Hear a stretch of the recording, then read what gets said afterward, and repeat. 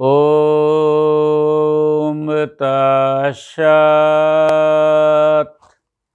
সনাতন ধর্মীয় গবেষণামূলক প্রতিষ্ঠান নৈমিষারণ্যের পক্ষ থেকে আমার নমস্কার গ্রহণ করুন।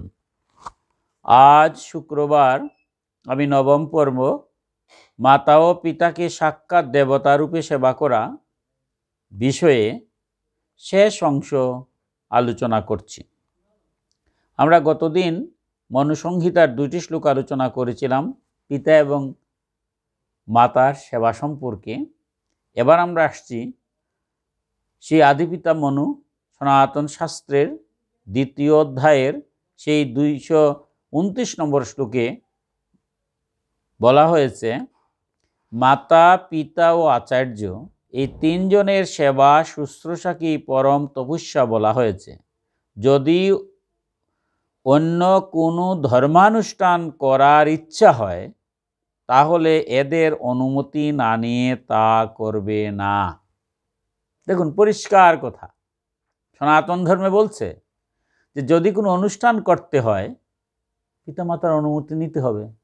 সুতরাং পিতামাতাকে অনুমতি ব্যতি রেখে, পিতামাতাকে দূরে সরিয়ে রেখে, পিতামাতার সেবা পূজা অর্চনা না করে আমার গোবিন্দ পূজা করলে কি গোবিন্দ সেই পূজা গ্রহণ করবেন? করবেন না।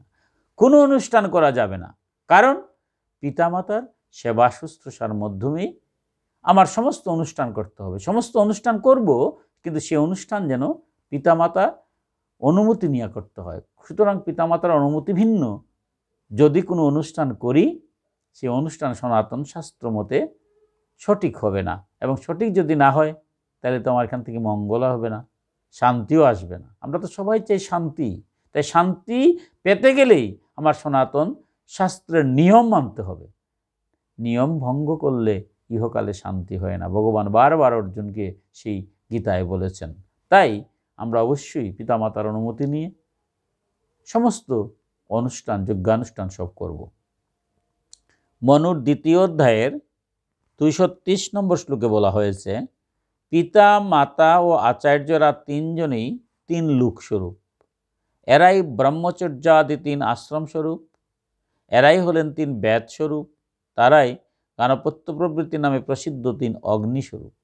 আমাদের বেদের যে বিভিন্ন অগ্নির কথা বলা হয়েছে, সনাতন শাস্ত্রে যে বিভিন্ন আশ্রমাদির কথা বলা হয়েছে, সেই সনাতন ধর্মের যে মূল ভিত্তি যে বেদ, সেই বেদও কিন্তু সেই পিতামাতার সেবার মধ্য দিয়েই সম্ভব। অর্থাৎ পিতামাতার সেবা যদি করা হয় তাহলে সেই আমি যদি বেদ অধ্যয়ন করতে নাও পারি, কিন্তু সেই পিতামাতার সেবা করতে পারি, সেই সেবার মধ্য দিয়ে কিন্তু সেই বেদ অধ্যয়নের ফল লাভ হয়, তপস্যার ফল লাভ হয়ে যায়।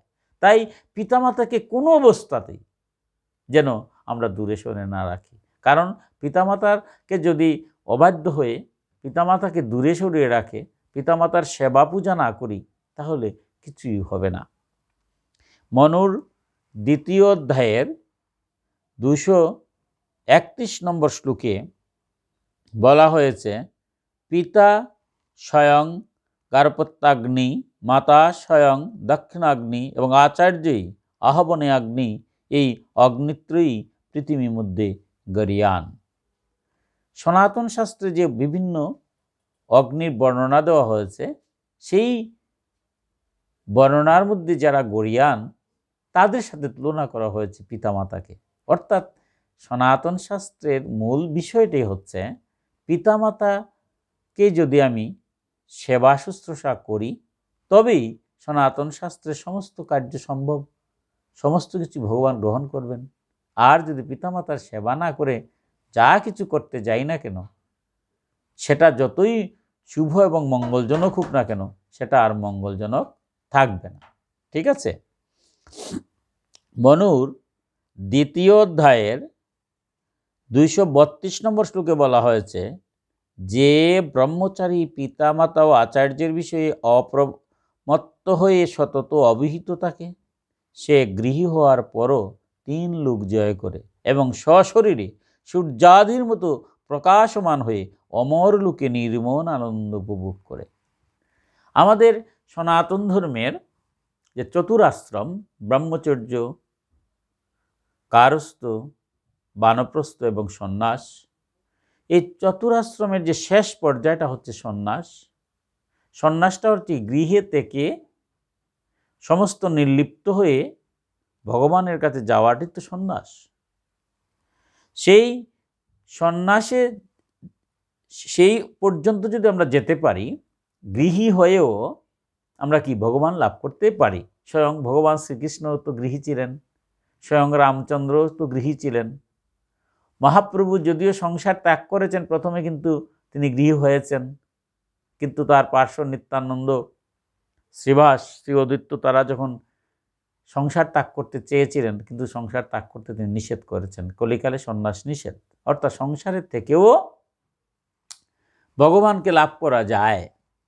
তাই বলছেন যে ব্রহ্মচারী যারা সংসারের থেকেও পিতামাতার সেবা করে, সেই সেবার মধ্য দিয়ে কি করে তারা 3 লোক জয় করতে পারে এবং সশরীরে সূর্যাদির মতো প্রকাশমান হয়। সূর্য যেমন সমস্ত বিশ্ব ব্রহ্মাণ্ড আলোকিত করে, সেই পিতামাতার সেবা যারা করে তারা সেই রকমই প্রকাশমান হয় এবং অমর লোকে নির্মল আনন্দ উপভোগ করে। আত্মানন্দে বিভোর থাকে ইহকালে এবং পরকালেও তারা কি করে সেই অমর লোক, যেখানে জন্ম মৃত্যু নাই, সেই মুখ্য লাভ, সেখানেও কি করে নির্মল আনন্দ লাভ করে। তো দেখুন, পিতামাতার সেবার মধ্য দিয়ে ইহকালেও আমি শান্তি পাই, আবার পরকালেও আমি মুক্তি লাভ করতে পারি। তাই আমরা কোনো অবস্থাতেই পিতামাতার কে দূরে সরাবো না এবং সবসময় পিতামাতার সেবা শুশ্রূষার মধ্য দিয়ে আমার ধর্মকর্ম চালিয়ে যাব। মনুসংহিতার 2য় অধ্যায়ের 233 নম্বর শ্লোকে বলা হয়েছে, মানুষ মাতৃভক্তির দ্বারা এই ভূলোক জয় করতে পারে। মধ্যম লোক অর্থাৎ অন্তরিক্ষ লোককে জয় করা যায় পিতৃভক্তির দ্বারা। এরকমই গুরু শুশ্রূষার দ্বারা ব্রহ্মলোক প্রাপ্ত হওয়া যায়। 3 জনেই কিন্তু গুরু। মহাগুরু যে বলছে, যার কাছ থেকে আমি দীক্ষা নিলাম তিনি যেমন আমার মহাগুরু, আমার পিতামাতাও মহাগুরু। 3 জনের কথাই কিন্তু বলছে যে মাতৃভক্তি যদি সেই রকম হয় তাহলে ভূলোক জয় করা যায়। মধ্যম লোক অর্থাৎ অন্তরিক্ষ লোককে জয় করা যায় পিতৃভক্তির দ্বারা। আর পিতামাতার যখন কৃপা হয় তখন তো আমার গুরুভক্তি হবেই, আর তখন সেই গুরুভক্তির মধ্য দিয়ে আমি ব্রহ্মলোককে জয় করতে পারি। তাই আমরা যদি পিতামাতার সেবার মধ্য দিয়ে, গুরু সেবার মধ্য দিয়ে সমস্ত কর্তব্য কর্ম আমরা সম্পাদন করতে পারি, তাহলে ইহকালে যেমন আমার সুখ শান্তি হবে এবং পরকালেও আমি পরম ব্রহ্মের শ্রীপদ লাভ করব, মুখ্য লাভ হবে। এভাবে মনুসংহিতার 2য় অধ্যায়ের 234 নম্বর শ্লোকে বলা হয়েছে, যে ব্যক্তি পিতা মাতা ও আচার্যকে শুশ্রূষার দ্বারা তুষ্ট করেছে তার পক্ষে সকল ধর্ম কর্ম অনুষ্ঠিত হয়ে গিয়েছে। কি মধুর কথা বলা হয়েছে। যারা পিতামাতাকে সন্তুষ্ট করেছে, আর যদি অন্য কোনো ধর্মকর্ম নাও করে তাও সমস্যা নাই, কারণ পিতামাতা সন্তুষ্ট হওয়ার মধ্য দিয়ে, গুরু সন্তুষ্ট হওয়ার মধ্য দিয়ে সমস্ত ধর্মকর্ম তার আপনা আপনি অনুষ্ঠিত হয়ে গিয়েছে। আর যে ব্যক্তি এই 3 জনের অনাদর করে তার সৌত শাক্ত সকল কাজই নিষ্ফল হয়ে যায়। যারা পিতা মাতা এবং সেই দীক্ষাগুরু আচার্যের সেবা না করে, পূজা না করে, তাদের যদি অন্য কোনো কর্ম করেও থাকে সেটাও নিষ্ফল হয়ে যায়। দেখুন, আমি পিতামাতাকে সেবা করলাম না, পিতামাতা পূজা করলাম না, পিতামাতার কথা শুনলাম না, আমি অন্যান্য যজ্ঞ অনুষ্ঠান, বড় বড় যজ্ঞ অনুষ্ঠান করছি, পূজা অর্চনা করছি, যত কর্মই শুভকর্ম করি না কেন, কিসের জন্য করছি? ফল লাভ একটাই, ইহকালে শান্তি চাই এবং পরকালে মুক্তি চাই। কিন্তু মনুসংহিতায় আদি পিতা মনু বলছেন হবে না। পিতামাতার শুশ্রূষা ব্যতি রেখে যদি কোনো যজ্ঞ অনুষ্ঠানই করো, নিষ্ফল হবে, কোনো ফল লাভ হবে না। তাহলে আমরা দেখুন, পিতামাতার সেবা না করে যদি কোনো কিছু করতে যাই, সেই যজ্ঞের কোনো ফল হবে না। তাই পিতামাতাকে সঙ্গে নিয়ে, পিতামাতার আদেশ নিয়ে, পিতামাতার সেবা শুশ্রূষার মধ্য দিয়ে যদি আমরা যজ্ঞ করি, তবেই আমরা যে ফল, ইহকালে শান্তি এবং পরকালে মুক্তি, সেটা আমাদের দ্বারা সম্ভব। মনুসংহিতার 2য় অধ্যায়ের 235 নম্বর শ্লোকে বলা হয়েছে পিতা, মাতা ও আচার্য এই তিনজন যতদিন জীবিত থাকবেন ততদিন পর্যন্ত পুত্র বা শিষ্যকে স্বতন্ত্রভাবে অন্য কোনো ধর্মকর্মের অনুষ্ঠান করতে হবে না। কেবল প্রতিদিন তাদের প্রিয় ও হিতানুষ্ঠানে রত থেকে তাদের সেবা শুশ্রূষা করবে।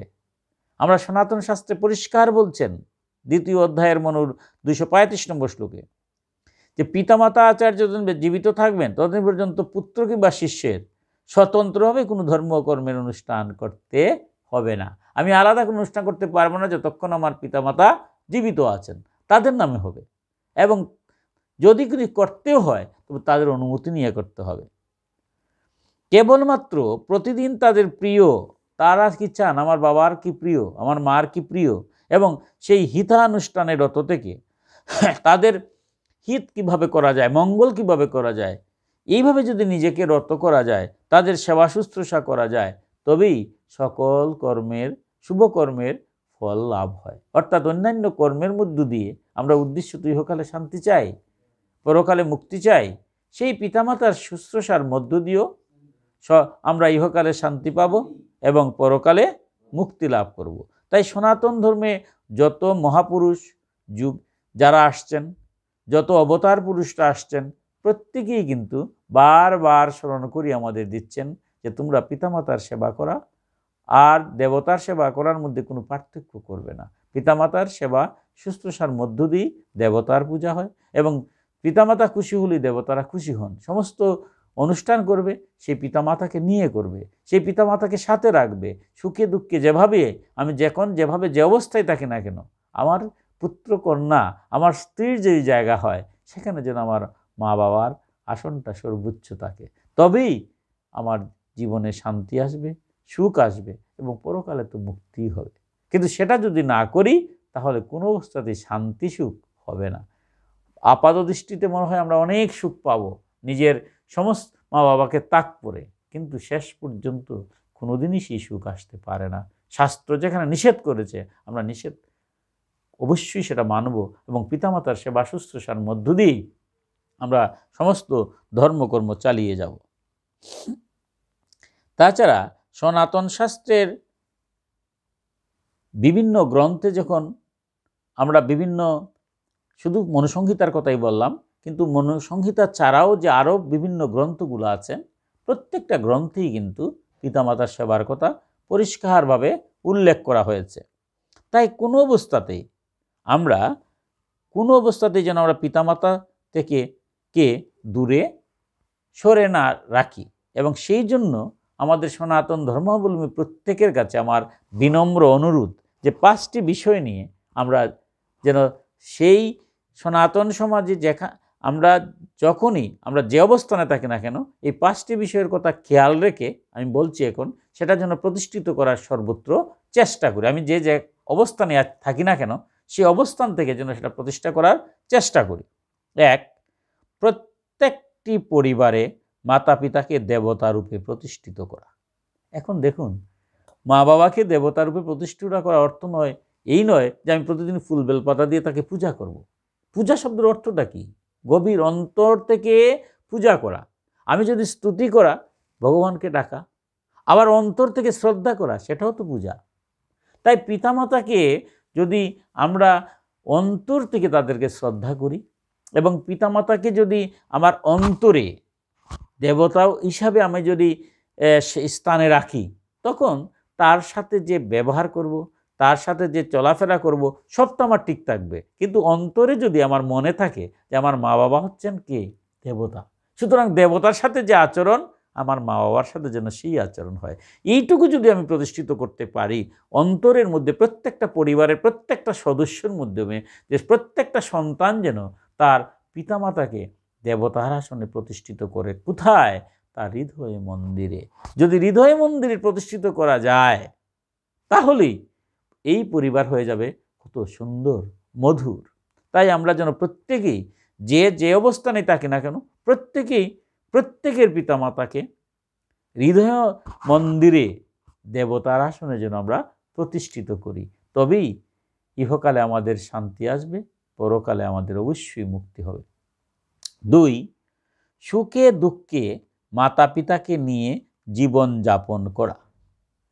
আমরা অনেক সময় সুখে থাকি, প্রচণ্ড যখন সুখ হয় তখন আমাদের একটু বিপদ হয়, কারণ সুখে পড়লে পরে ভগবানের নাম আর আসে না। যখন বিপদ আসে তখন কিন্তু ভগবানের নামটা একটু বেশি হয়। হঠাৎ যখন ভূমিকম্প আসলো, এবার বলছি গোবিন্দ রক্ষা করো, ভূমিকম্প চলে গেল, আমার মতো অধমার গোবিন্দকে ডাকার সুযোগ হয় না। কিন্তু ভক্তরা ভূমিকম্প আসলো গোবিন্দকে ডাকেন, ভূমিকম্প চলে গেল গোবিন্দকে ডাকেন, তাই গোবিন্দই তাদের রক্ষা করেন। ঠিক তেমনইভাবে যখন আমরা অত্যন্ত সুখের সময় হয়, সেই সুখের সময় কিন্তু আমরা পিতামাতাকে অনেক সময় ভুলে যাই।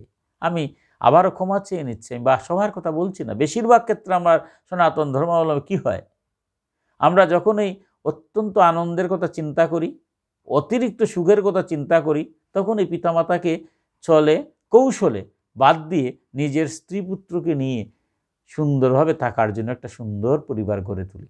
এই মন মানসিকতা আমার হয়ে যায়, কিন্তু একবারও ভাবি না আমি যে সুন্দর চিন্তা করছি, এবার এই সুন্দরকে আমি যখন বৃদ্ধ হব তখন আমার অবস্থা কি হবে। তাই কোনো অবস্থাতেই সুখের সময় কিংবা দুঃখের সময় আমি যদি খাই, আমার মা বাবা তাই খাবে। দুঃখ হলে কি হলো, মা বাবা তাদের সময় দুঃখ হয়েছিল তখন কি সন্তানকে বঞ্চিত করেছিল? আমার এখন সময় খারাপ, তাতে কি হলো, আমি তো খাচ্ছি অথবা না খাই, যে খুবভাবেই থাকি না কেন, আমার মা বাবা সেইভাবেই থাকবে।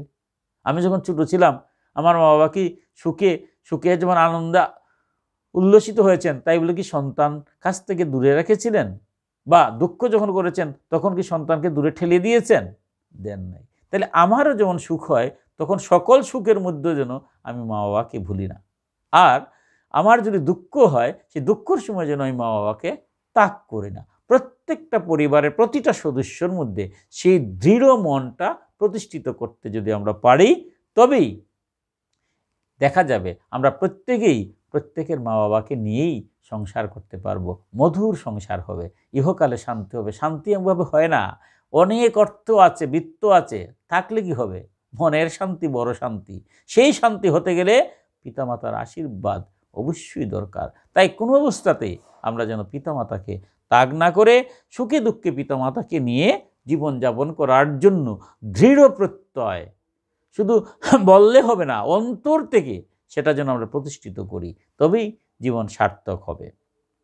3 নম্বর, কোনো মাতা পিতা সন্তানদের দ্বারা লালিত পালিত না হলে তাদের প্রতি সম্মান প্রদর্শনপূর্বক তাদের সন্তানদের বিরুদ্ধে হিন্দু আইনানুসারে পদক্ষেপ গ্রহণ এবং সেবা শুশ্রূষার ব্যবস্থা করা। আমাদের সনাতন ধর্মে বলছে, যে সন্তান পিতামাতার সেবা শুশ্রূষা করে না সে সন্তানের যোগ্য নয়। কিন্তু হিন্দু আইন, যেটা মনুসংহিতার কথাগুলো বলছি, হিন্দু আইন কিন্তু মনুরকে ভিত্তি করে হিন্দু আইন প্রতিষ্ঠিত। সেখানে পরিষ্কার উল্লেখ আছে, যে সন্তান পিতামাতার সেবা শুশ্রূষা না করে না তার বিরুদ্ধে আইনানুগ ব্যবস্থা নেওয়া যায়।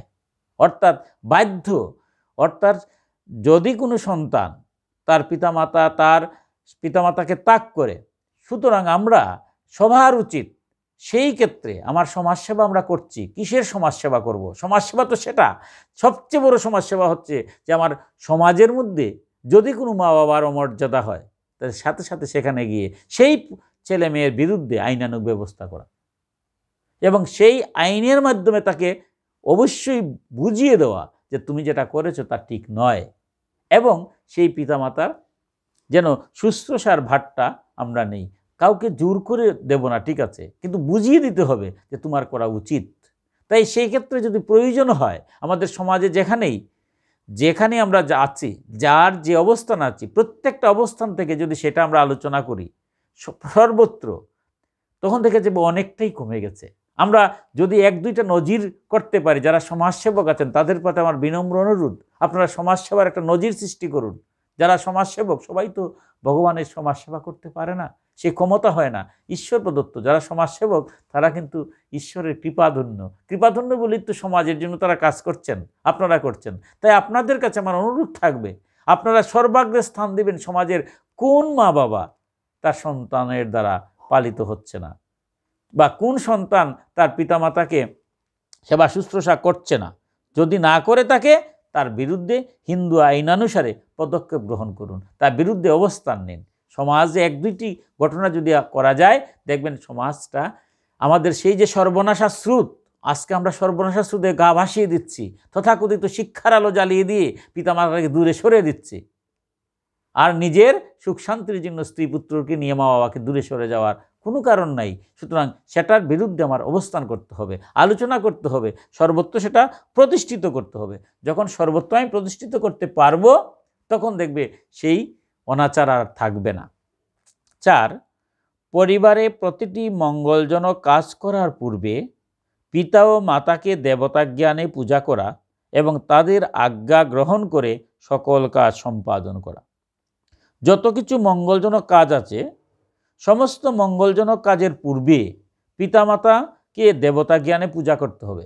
আমাদের সনাতন ধর্মে যে বিভিন্ন পূজা পার্বণ হয়, সেখানে আমার পরম পূজনীয় শ্রদ্ধাভাজন যারা পুরোহিতরা আসেন, তাদের কাছে আমার অনুরোধ থাকবে, যে বাড়িতেই পূজা করতে যাবেন, যে বাড়িতে পাঠ করতে যাবেন, সেখানে গিয়েই তার পিতামাতার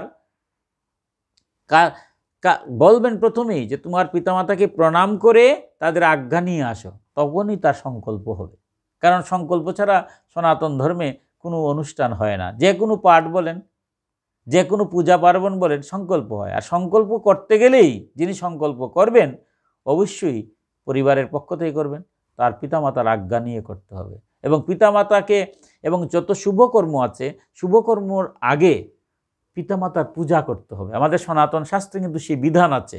আমরা আজ সেই বিধান থেকে অনেক সময় দূরে সরে যাচ্ছি। আমার ছেলের বিবাহ হচ্ছে, বিবাহ হলে বা অন্নপ্রাশন হলে, আমি পরবর্তীতে এগুলো বিস্তারিত আলোচনা করব, যত কিছু শুভকর্ম আছে সব শুভকর্মের আগেই দেখবেন আব্যদিক করতে হয়। আব্যদিক মানে কি? শ্রাদ্ধ, অর্থাৎ পূর্বপুরুষের উদ্দেশ্যে অন্নজল দিয়ে শ্রাদ্ধ করে তারপর শুভকর্ম করতে হয়।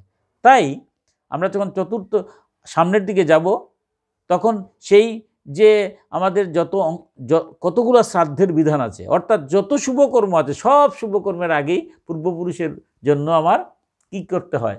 জল অন্ন দিতে হয়, দিয়ে তারপর আমার পূজা করতে হয়, তারপরে আমার শুভকর্ম করতে হয়। আমার পূর্বপুরুষের নামে জল দেব, কিন্তু আমার পিতামাতা জানি যিনি জীবিত আছেন, তার পূজা না করে আমি কিভাবে শুভ অনুষ্ঠান করতে পারি? তাই প্রত্যেকটা বাড়িতে যখন শুভকর্ম হয়, তার পিতামাতাকে সামনে রেখে সন্তানকে দিয়ে তার পিতামাতার পূজা করাবেন। কারণ সনাতন ধর্মে সেই পূজার বিধান কিন্তু আছে। পিতাকে পূজা করার যে নিয়ম, মাতাকে পূজা করার যে নিয়ম, যেভাবে দেবতা পূজা করা হয়, যেভাবে গুরু পূজা করা হয়, ঠিক তেমনইভাবে পিতা এবং মাতাকে সেই দেবতা জ্ঞানে, সেই মহাগুরু তো তিনি পিতামাতা, সেই মহাগুরুকে বসিয়ে আমরা যেন আগে পূজা করি, তারপর যেন আমার শুভকর্ম হয়। সুতরাং আব্যদিক করি, যাই করি, সবার কাছে আমার অনুরোধ থাকবে, আমার সনাতন ধর্মের প্রত্যেকটা পূজা অনুষ্ঠান, আমার ছেলের বিবাহ বলেন, ছেলের অন্নপ্রাশন বলেন, যত শুভকর্ম আছে, অর্থাৎ প্রত্যেকটা শুভকর্মের আগেই কি করব? আমরা পিতা এবং মাতাকে, আমরা ভাগ্যবান যারা, আমি হতভাগ আমার বাবাকে হারিয়েছি, মা আমার আছেন, কিন্তু আপনারা অনেকেই পিতা মাতাকে সামনে পেয়েছেন, যারাই আসছেন ভাগ্যবান। সুতরাং কোনো অনুষ্ঠানেই পিতামাতার পূজা না করে, অর্চনা না করে কোনো শুভ কার্য করবেন না। তবেই আমাদের মধ্যে, আমি যখন আমার পিতামাতার পূজা করব, সেটা আমার ছেলে দেখবে। এইভাবে দেখতে হবে। কিন্তু আমি আমার পিতামাতার পূজা করলাম না, সেবা করলাম না, আমার ছেলের কাছ থেকে আমি কিভাবে আশা করি যে আমার সেবা করবে? আজ আমরা সবাই নিজের জীবনে সর্বনাশাস্ত্রতে গা ভাসিয়ে যাচ্ছি। সবাই কিন্তু চাচ্ছি যে আমরা ভবিষ্যৎ ভালো। ভবিষ্যৎ ভালো হবে কিভাবে? আমার কর্ম দিয়ে তো আমার ভবিষ্যৎ ভালো। তাই আমরা যেন প্রত্যেকেই কর্ম থেকে বিচলিত হই না, কর্তব্য কর্ম থেকে বিচলিত না হয়ে পিতামাতাকে দেবতা জ্ঞানে সমস্ত পূজা পার্বণ করার আগে তাকে যেন সেই পূজার ব্যবস্থা করি। এবং আমাদের যারা আচার্য গুরুরা আছেন, তারা তো অবশ্যই বলেন যে তোমার পিতামাতার পূজা করেন, কারণ ওরা মহাগুরু, তার পূজা ভিন্ন তো গুরুও পূজা নিতে পারেন না, কারণ পিতামাতার তো মহাগুরু। সুতরাং বারবার সনাতন শাস্ত্র তিনজন কি বলছে? পিতা, মাতা এবং আমাদের আচার্য তিনজন মহাগুরু। সেই মহাগুরুদেরকে পূজা না করে আমি কিভাবে অন্য শুভ অনুষ্ঠান করব? সেইভাবে প্রতিষ্ঠিত করতে হবে এবং প্রত্যেকেই পূজা করে তারপর আমার শুভকর্ম করতে হবে। এরপরে আমরা আসছি সমাজের প্রতিটি পূজার্চনা, ধর্মসভা, কীর্তনাদি সহ সকল ধর্মীয় অনুষ্ঠানে মাতা পিতার সেবা করা আর দেবতার সেবা করা একই কথা, সেটা প্রতিষ্ঠিত ও প্রচার করা। আমাদের সমাজে বিভিন্ন পূজা হয়। আমরা সনাতন ধর্মে বলছি 12 মাসে 13 পূজা, তাই না? দেখুন, শরৎকাল যখন আসে তখন আদ্যাশক্তি দুর্গা পূজা হয়। আমি সেখান থেকে শুরু করছি। দেখুন, সেই যে শরৎকালে স্বয়ং রামচন্দ্র সেই আদ্যাশক্তির পূজা করেছিলেন, আমরা সেই পূজাকে অনুসরণ করে দুর্গা পূজা করছি। কিন্তু সেই দুর্গা পূজা করার মতো অধিকার কিন্তু আমাদের জন্মায় না। কেন? আদ্যাশক্তিকে পূজা করতে গেলে আগে আমার পিতৃকুলকে সন্তুষ্ট করতে হবে। যারা পিতামাতাকে হারিয়েছি তাদেরকে আগে পিতৃকুল সন্তুষ্ট করতে হয়। এই কারণেই দেবীপক্ষের আগে পিতৃপক্ষ বলা হয়। 15 দিন ব্যাপী সেই পিতৃপক্ষকে তর্পণ করা হয়। তাদের পূজা অর্চনা, জল দিয়ে তাদের পূজা অর্চনা করি। এরপরে কিন্তু দেবীপক্ষে এসে দুর্গাকে, মা আদ্যাশক্তিকে পূজা করার অধিকার আমার জন্মায়। তাহলে এর অর্থটা কি? যে 15 দিন ব্যাপী অর্থাৎ আদ্যাশক্তির পূজা করলেই হবে না। আদ্যাশক্তির পূজা করতে গেলে আমার পিতৃকুলকে সন্তুষ্ট করতে হবে। কিন্তু যাদের পিতামাতা জীবিত আছেন, আমরা তো ভাগ্যবান। যারা নাই, পূর্বপুরুষের নামে তর্পণ করবেন। আর যারা পিতামাতা আছেন তারা 15 দিন ব্যাপী যেন আমার এই যে অভ্যাসটা 15 দিন নয়, সবসময় করব, কিন্তু আদ্যাশক্তির পূজা করব। বিধায় আমি যেন দুর্গা পূজা করার আগেই আমার পিতামাতার দেবতার আসনে বসিয়ে যেন আমি পূজা করতে পারি, তবেই আমার মা দুর্গা খুশি হবেন, পূজা হবেন। তাই সরস্বতী পূজা বলেন, লক্ষ্মী পূজা বলেন, কার্তিক পূজা বলেন, এইভাবে আমাদের কত পূজা পার্বণ হয়। সেই প্রত্যেকটা পূজার আগে অবশ্যই আমাদের প্রত্যেকেই নিজ নিজ পিতাকে, মাতাকে এই দেবতার আসনে বসিয়ে যেন পূজা করি। সময় যদি নাও থাকে তবু যেন মা পিতামাতাকে প্রণাম করে তার আদেশ নিয়ে আমরা যেন পূজা অর্চনাতে যাই। তবেই আমার সেই পূজাটা হবে সার্থক, তবেই আমার পূজা দেবতারা গ্রহণ করবেন। ধর্মসভা হয়, ধর্মসভাতে অনেক কথাবার্তা হয়, কিন্তু প্রত্যেকটা ধর্মসভাতেই যদি সমস্ত আলোচনার একটা পর্যায়ে গিয়ে যদি প্রত্যেক বক্তারা পিতামাতার সেবা করা আর দেবতার সেবা করা এক কথা, এই জিনিসটাকে প্রতিষ্ঠিত করেন, সবাই যারা ধর্মবেত্তা আছেন তাদের কাছে বিনীত অনুরোধ থাকবে, যত গীতা পাঠ হোক, যত ভাগবত পাঠ হোক, যত ধর্ম সেমিনার, যত বেদ আলোচনা হোক, সমস্ত আলোচনার মূল কেন্দ্রবিন্দু হচ্ছে আমার মা বাবার সেবা। সুতরাং সমস্ত আলোচনার মধ্যে যদি একটু মা বাবার পূজার কথা, সেবার কথা, মা বাবার সেবা এবং পূজা করা যে কথা, দেবতার পূজা এক কথা, সেটা যদি আমরা প্রতিষ্ঠিত করতে পারি তাহলে কি হবে? প্রত্যেকটি গীতা, ভাগবত, সনাতন ধর্মের যত শাস্ত্র আছে সমস্ত শাস্ত্রের আলোচনার মধ্যে পূর্বে যদি সেইভাবে প্রত্যেকেই বলি, তখনই কি হবে? সবার মনের মধ্যে একটা কথা যখন বারবার মানুষ জানবে, বুঝবে, তখন অবলোপন করতে পারবে, হৃদয়ঙ্গম করতে পারবে, তখন ঠিকই পিতামাতাকে তার হৃদয় মন্দিরে দেবতার আসনে বসাবে। এবং এরপর আসছে কীর্তনাদি। আমাদের চতুর্দিকে কীর্তন হচ্ছে। প্রত্যেকটা কীর্তনের আগেই কিন্তু অধিবাস হয়। সেই অধিবাসের সময় কি হয়? সেখানেও কিন্তু গীতা ভাগবত আলোচনা হয়, ধর্মসভা হয়। সেই সভাগুলোতেও যেন প্রতিটা কথার মধ্যে, সমস্ত কথার মধ্যে দিয়ে যেন পিতামাতার সেবা করা আর গোবিন্দর সেবা করা একই কথা। আমরা যেন পিতামাতার অবাধ্য হই না, সেই কথাটাকে যেন আমরা সব সময় প্রতিষ্ঠিত করতে পারি। সেইভাবে যদি আমরা প্রতিষ্ঠিত করতে পারি এবং চতুর্দিকে যদি আমরা সেইভাবে প্রচার করতে পারি, তাহলে দেখবে সনাতন ধর্মের একজন পিতা কিংবা মাও সন্তান থেকে, সেবা থেকে বঞ্চিত হবেন না। তখনই আমাদের সনাতন সমাজ হবে শান্তিময়। আমাদের যে লক্ষ্য ইহকালে শান্তি এবং পরকালে মুক্তি, সেটাই সম্ভব। সবাইকে নমস্কার গ্রহণ করুন এবং আগামীকাল শনিবার 10ম পর্ব দেখার আহ্বান জানিয়ে আজ এখানে শেষ করছি। নমস্কার। সর্বে ভবন্তু সুখিনো, সর্বে সন্তু নিরাময়া, সর্বে ভদ্রাণি পশ্যন্তু, মা কর্ষিত দুঃখভাগ ভবেৎ। ওম শান্তি, ওম শান্তি, ওম শান্তি।